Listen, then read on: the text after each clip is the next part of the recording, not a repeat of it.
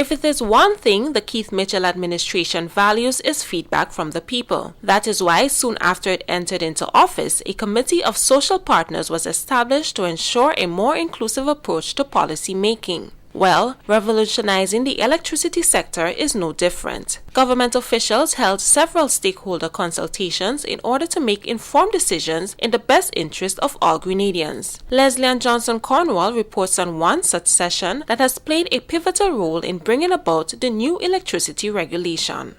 So a monopoly that last started in 1994 and is due to come to an end under the existing Act in 2073. Prior to the passing of the Electricity Supply Bill 2016 in both Houses of Parliament, there was consultation among various sectors to get the input of as wide a cross-section of groups and individuals. Wednesday, April 27th was a very important day in the process. A national consultation on the Draft Electricity Supply Customer Service Regulations 2016 was held at the Grenada Trade Center, facilitated by OECS consultant Mrs. Maxine Alexander Nestor. The exercise provided the perfect opportunity for Public Utilities Minister the Honorable Gregory Bowen to highlight the importance of the energy sector.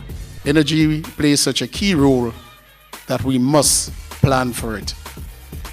And in every organization external to Grenada, your national strategy and policy with respect to energy is requested whenever you apply for assistance, wherever you ask for a loan, or whenever you propose anything within your particular organizations with respect to development of your country.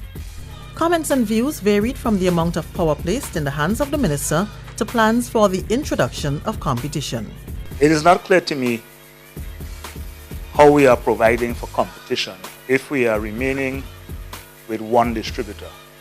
If we have one distributor, at the end of the day, generators cannot have customers other than he who controls the distribution network. So I need to hear some kind of explanation as to what it is we're really providing for other than for more than one generator, whether it is by solar, by wind, by tide, or whatever it is.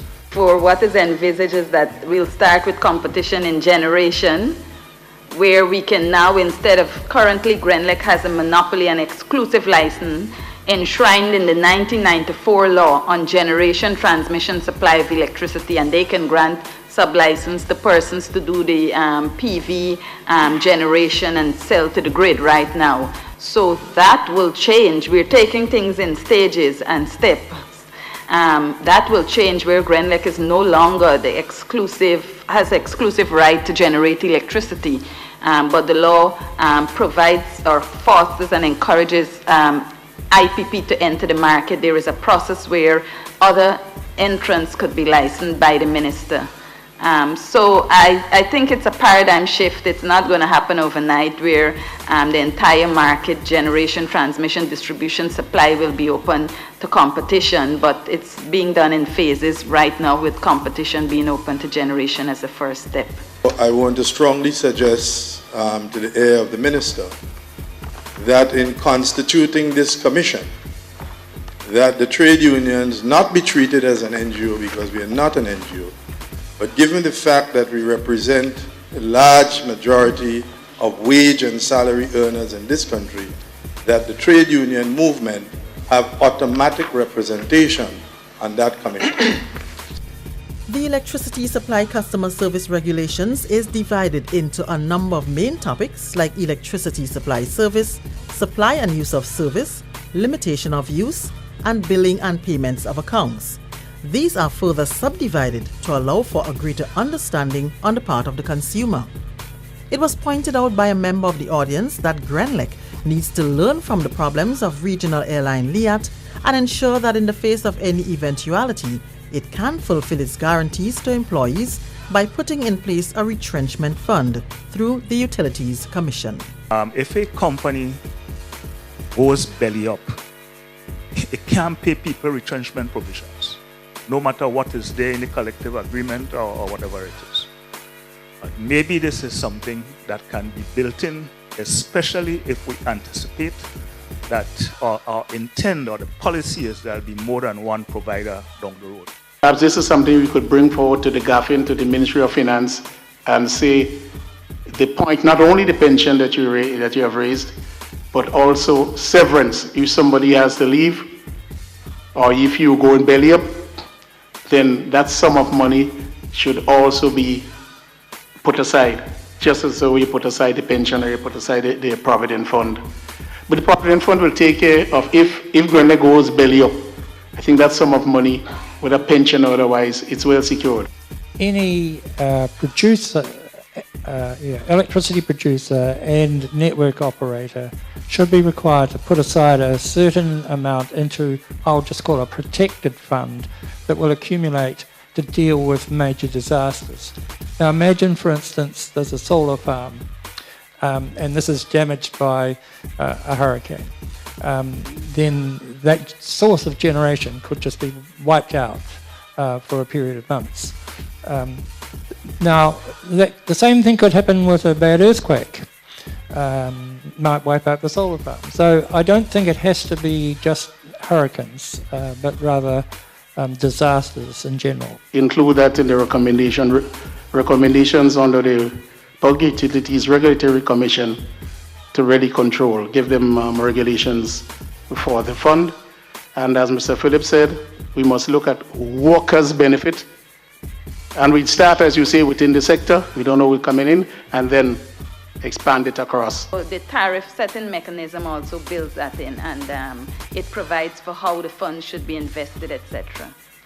An appeal was also made for more attention for those in the farming community who are operating in areas that are not easily accessible.